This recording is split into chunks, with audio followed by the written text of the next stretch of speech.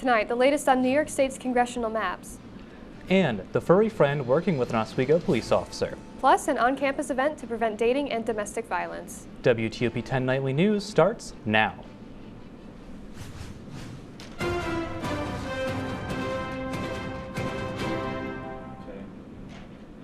Good evening and welcome to WTOP 10 Nightly News. I'm Addie Durant. And I'm Lane Russell. If your legs are feeling a little sore tomorrow, maybe you put in some Yards for Yardley today. The SUNY Oswego campus hosted the event, Yards for Yardley, on Wednesday from 10 a.m. to 6 p.m. The goal of the 7th annual event is to walk, run, or roll 1 million yards in one day on the academic quad.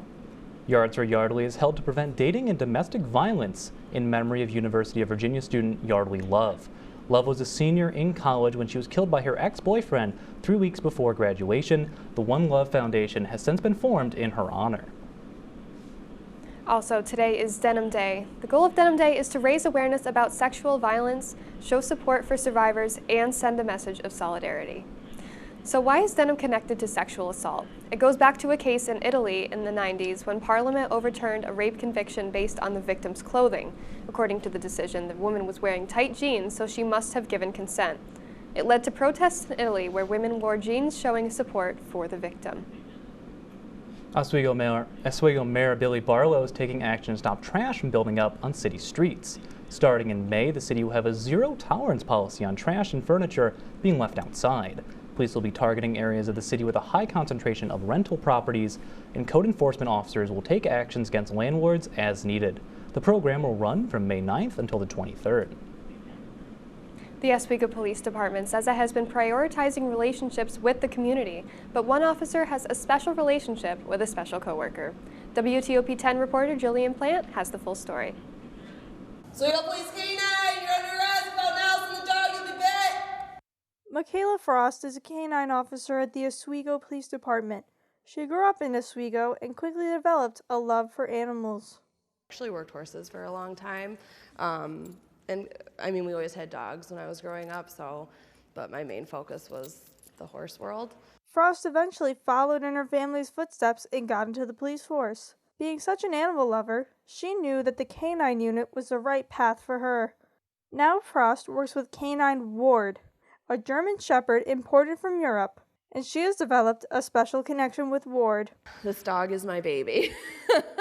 But so like when we go home, he's my kid. When we're here, he's my partner 110%. Canine Ward is technically owned by the city of Oswego, but Frost is his primary handler, which means at the end of a long workday, Ward goes home with Frost. And Ward is able to turn off work at home and be a normal dog. When he goes home, he is snuggling on the floor with my other dog, and he's great around my boyfriend and stuff. But when we get to work, it's business, and he knows his job. The Oswego Police Department is predominantly male officers, but Frost says that there is absolutely no sexism in the department. Currently, there are 6 female officers in the department, and Mayor Billy Barlow pledges to increase that number by 2030. Frost says that working with Ward has given her a newfound respect for these dogs. She will protect her dog at all costs, and he would do the same for her. For WTOP 10, I'm Jillian Plant. Michaela Frost has been with the Oswego Police Department for 6 years and says she is looking forward to what the future brings.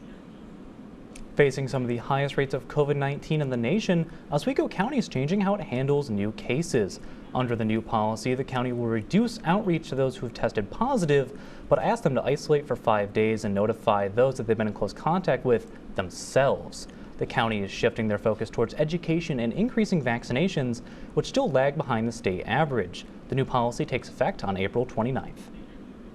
A local World War II hero is being honored in Oswego. A bust of Joseph Smart was unveiled Monday at the Safe Haven Holocaust Refuge, Shelter, and Museum by his son Donald and Oswego Mayor Billy Barlow. Smart played an active role in bringing refugees to safety during the Second World War and ensured a total of 900 refugees found sanctuary in Oswego. Those wishing to see the bust can visit the museum from 11 a.m. to 4 p.m. Monday through Sunday from Memorial Day to Labor Day. Election season is months away, but your choice for representatives could change before you even head to the ballot. New York's highest court struck down the congressional district maps that were passed last year for unconstitutional gerrymandering, saying that they heavily favored Democratic candidates. The court ordered legislators to submit new maps by April 30th, or a court-appointed expert will be given the task to do themselves. This could affect election season, the judge stating that primaries may need to be pushed back from June when they normally happen until August. Governor Hochul announced new measures today to prevent gun violence across the state. The 2-year grants will also provide services to victims of gun violence and their families. Locally, Onondaga and Erie counties will be receiving grants, as will Albany County and the boroughs of Brooklyn and Manhattan. Now coming up later tonight, a high-stakes prisoner exchange between the U.S. and Russia. Plus, how President Biden is preparing to address a highly anticipated issue. But first, let's take a quick look at the weather with Storm Team 10 meteorologist Evan Pedron.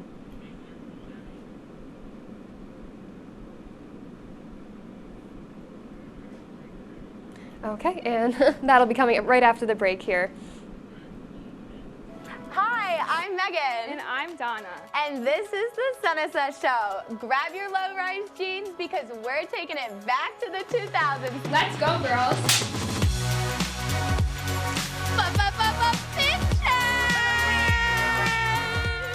Uggs and low-rise jeans. Together. One of the boys, boy. Sorry, it's my agent. He told me that you're canceled. Shebangy, shebangy, shebangy.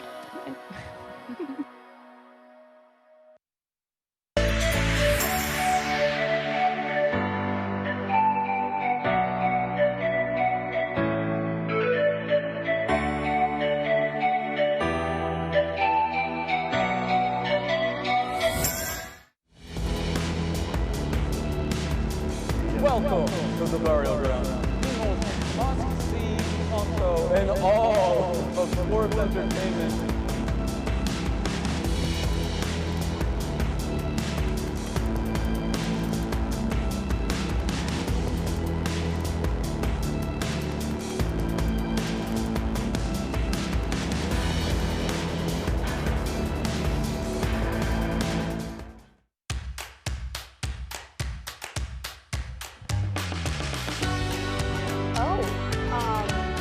Welcome back to the Kind of Lake Show, where we talk about anything and everything going on in our lives and yours. Well, my birthday was November 13th, so it's been quite some time. I think at the end we saw him get up. I did that. It's a winner, and I did bring a sweater for everyone. There you go! I know your dreams. You started the paper throwing, just the immaturity. You lost before you even argued. Pretty insane that the Clippers, 10 of the last 11 postseasons, they're in there.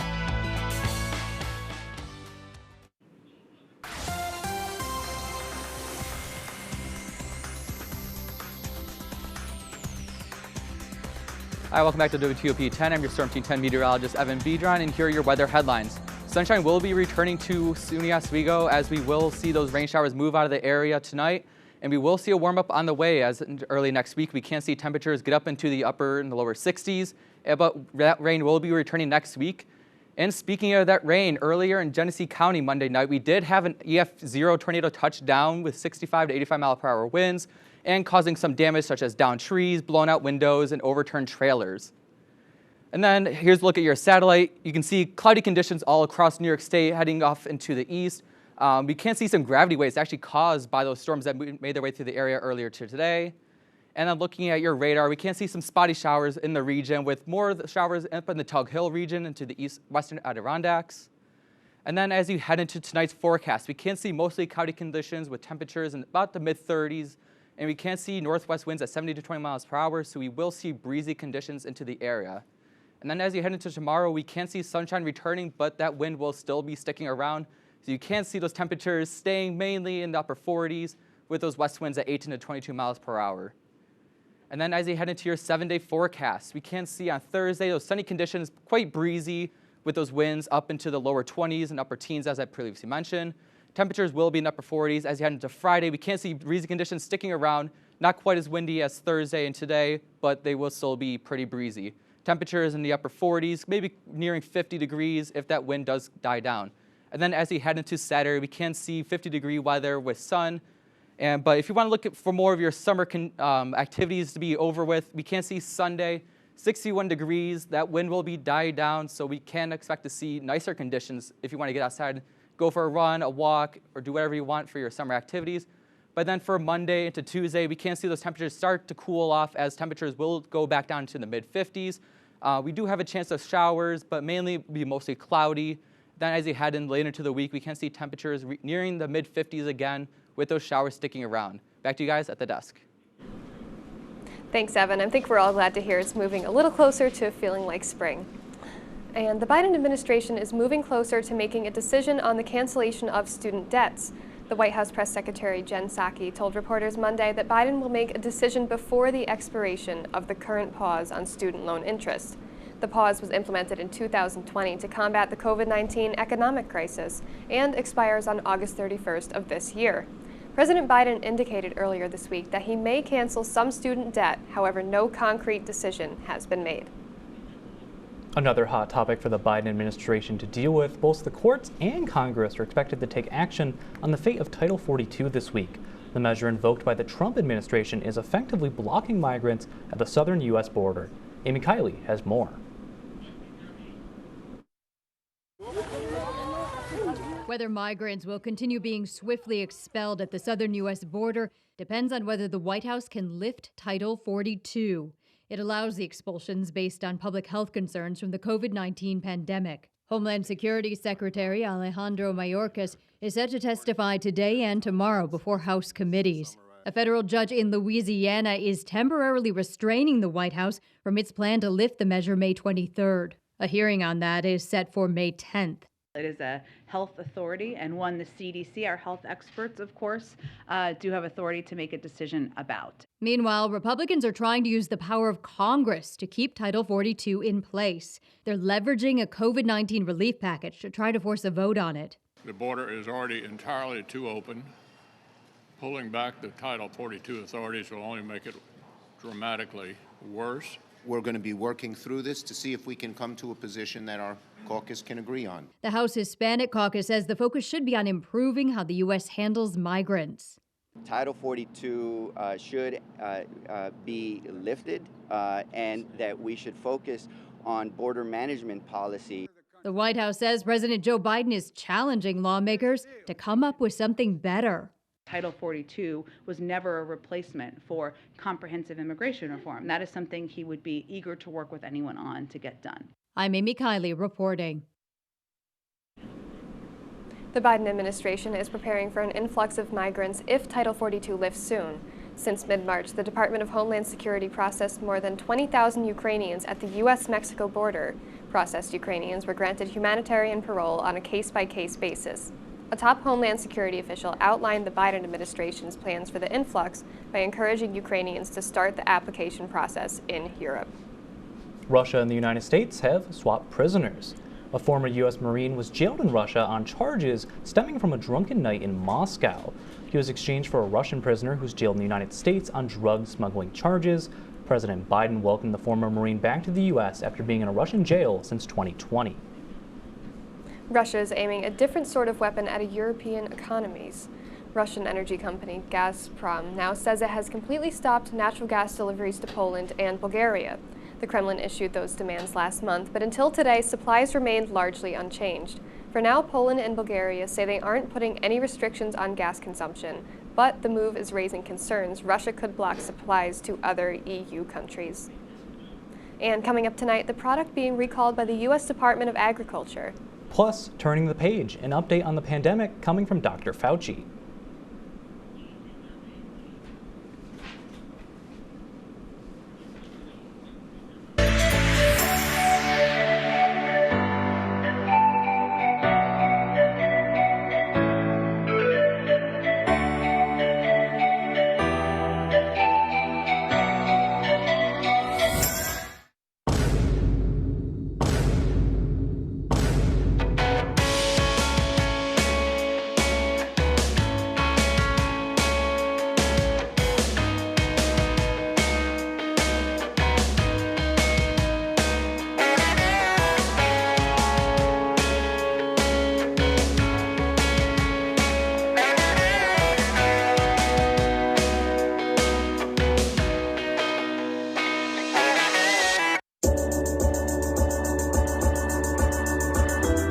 Kinda late, the Kinda Late Show with Chloe and Anna.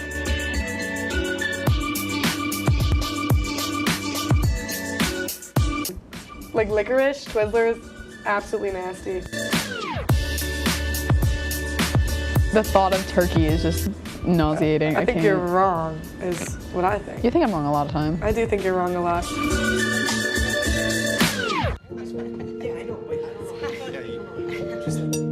Look at that, it's so sad.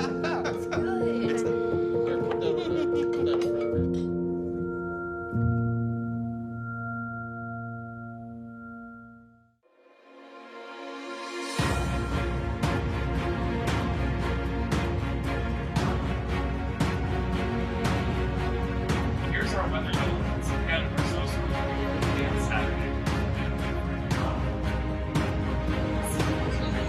And that's all.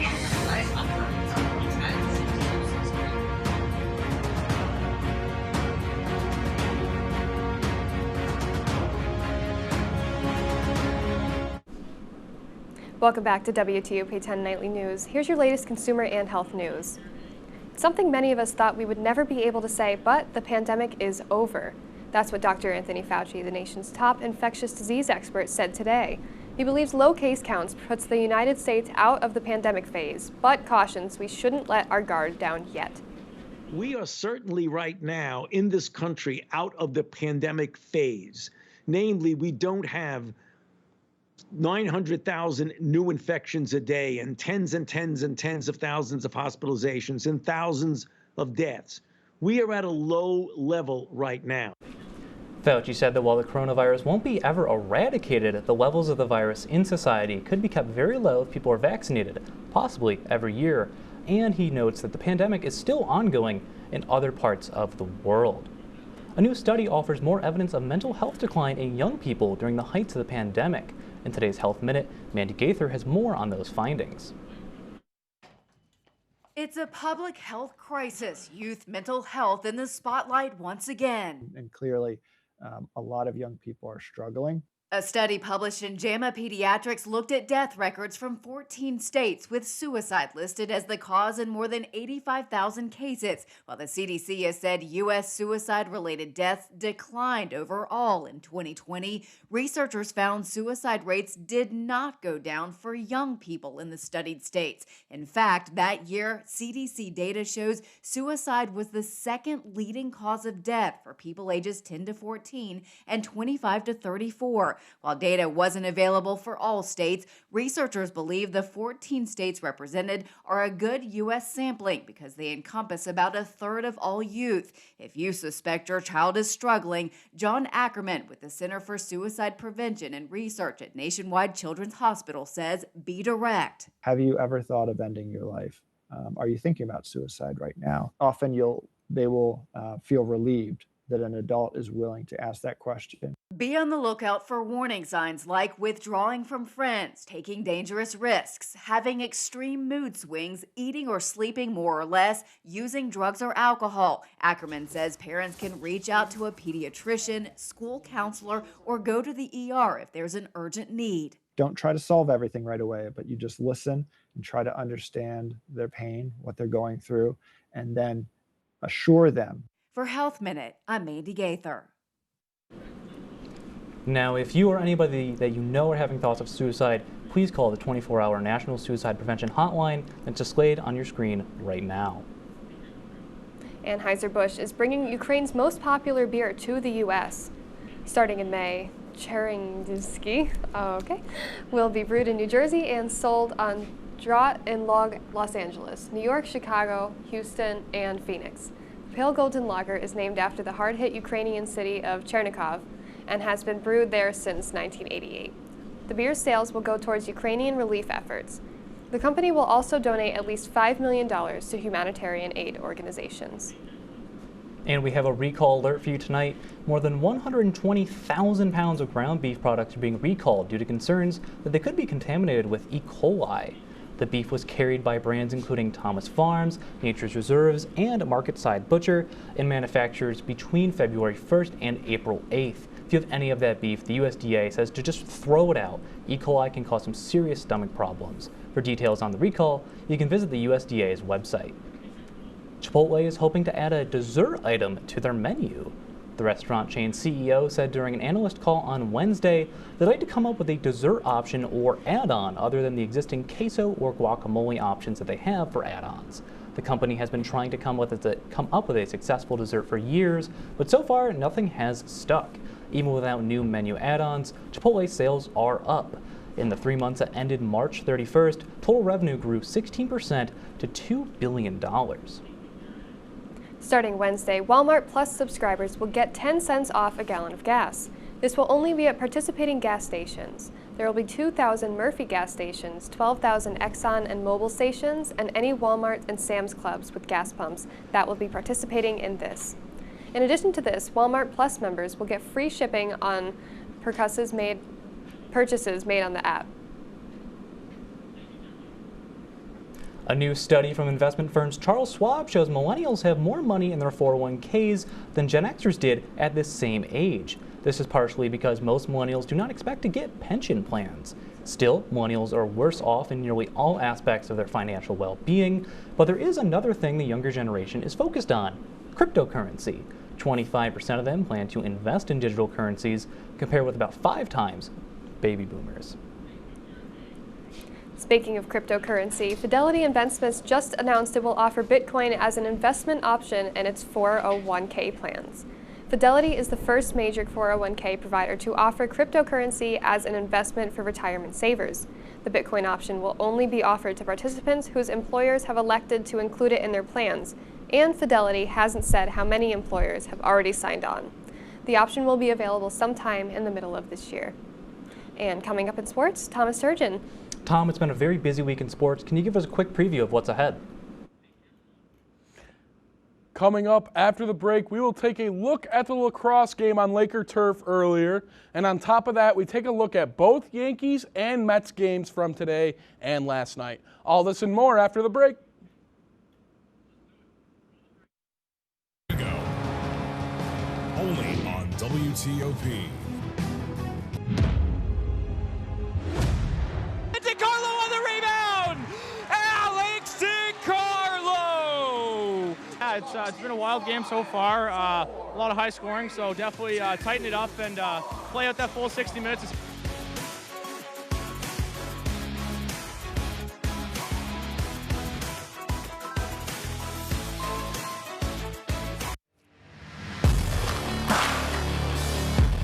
Welcome back to the best show on WTOP 10 out on our own Oswego. Did you hear that Bad Bunny is going to be in Canada over spring break, you know? I heard that one. Drink coffee. The week. Oh my God.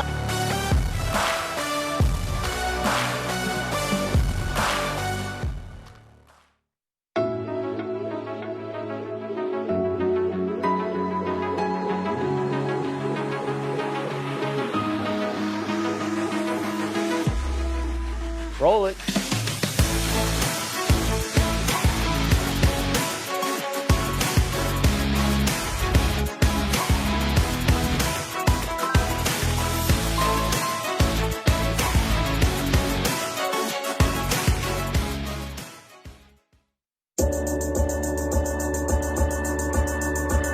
The Kinda Late Show with Chloe and Anna.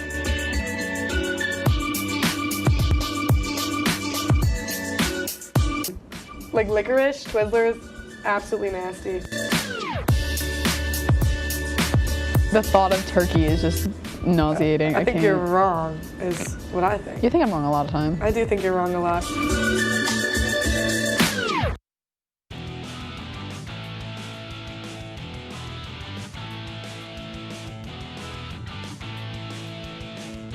Welcome back to WTOP 10 Nightly News. I'm Thomas Tellerino of your Wednesday night sports report. We start our sports report right here at Laker Turf as the Oswego men's lacrosse team welcome the Cortland Red Dragons for an afternoon matchup today.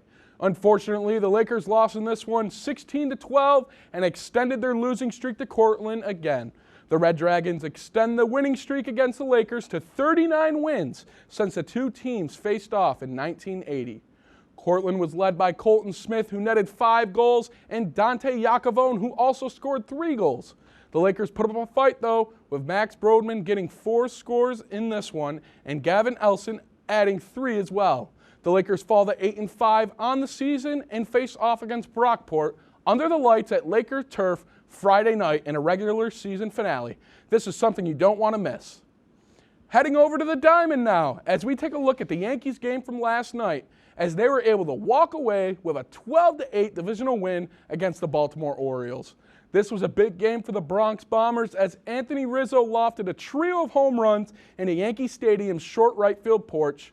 Aaron Judge had a birthday bash as well as he connected for a solo big fly on his 30th birthday. And on top of that, Joey Gallo ended the longest home run drought of his career. This series continues tonight as these two teams face off in their second game of the 3-game series.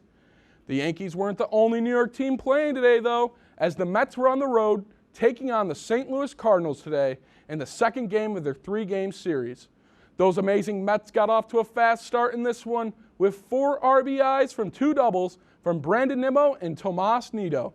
The Cardinals would then score 9 straight unanswered runs before things got out of hand with a bench-clearing brawl after a wild pitch from Johan Lopez that led to Cardinals third baseman Nolan Arenado getting ejected. Mets look to put this wild day behind them, though, as both teams look to get a series win tomorrow night. Onto the hardware now, as the Miami Heat hold off the Atlanta Hawks to advance to the Eastern Conference semifinals. The Heat win their opening series in 5 games, even without their starting point guard Kyle Lowry for the last 2, and team star Jimmy Butler for Game 5. Former 2-time All-Star Victor Oladipo stepped up for Miami as he added 23 points and 3 tray balls for the Heat. Their playoff run doesn't stop here, though, as they host the next round for Game 1 on Monday against the Philadelphia 76ers or the Toronto Raptors. And now we're going to head over to Memphis as Minnesota takes on the Grizzlies for Game 5. And Ja Morant gets it going early here, dishes it off to Brandon Clark, throws it down. Clark had an amazing game on the night. 21 points, and then Anthony Edwards for Minnesota. He dribbling around, hits a step back, and splashes this one home. Edwards had 3 threes on the night, showing why he's a young star in this league. And then Cat added to the 3-pointer party. He gets one too, and it's good. Cat had a wonderful game on the night as well. Taylor Jenkins not happy with Grizzlies, but then Ja Morant defies gravity, has springs in his shoes, and has the dunk of the year right now. And then Minnesota, they're going to try to tie this one up. And they do. Anthony Edwards does it again. 23 on the night for the second-year star. 109, 109. And Ja, he does it again. Shows why he's the most improved player of the year. Drives in, gets it to go. Grizzlies are going to win this one 111, 109, and look to close it out for Game 6 in Minnesota. What a series so far. Ja Morant showing why he's the most improved player of the league. Sounds like quite the exciting day in sports, my goodness. Yeah, it was really exciting between the NBA playoffs. Had some Oswego sports, and the New York baseball teams also faced off for thrilling games. Definitely a busy day for you. Yes. Yeah, and I gotta say, something we talked about before the show, we definitely have a little bit of a New York sports rivalry here in the studio between you two, but why don't we get a final look at our weather tonight? What can we expect? We can expect mostly cloudy conditions into tonight, but heading into the rest of the week, we can see some sunny skies, but that wind will be spoiling any summer plans you may be trying to make before that weekend rolls around. But heading into next week, we'll also see some chances of rain, so if you want to get outside to do some summer activities, Sunday would be your chance to do that. Alrighty, well that is our report for tonight. Be sure to stay tuned for the Kinda Late Show. From all of us at WTOP, here at the desk, in the control room, and everybody else that makes our show possible, thank you very much, and have a great night. Just a few friends.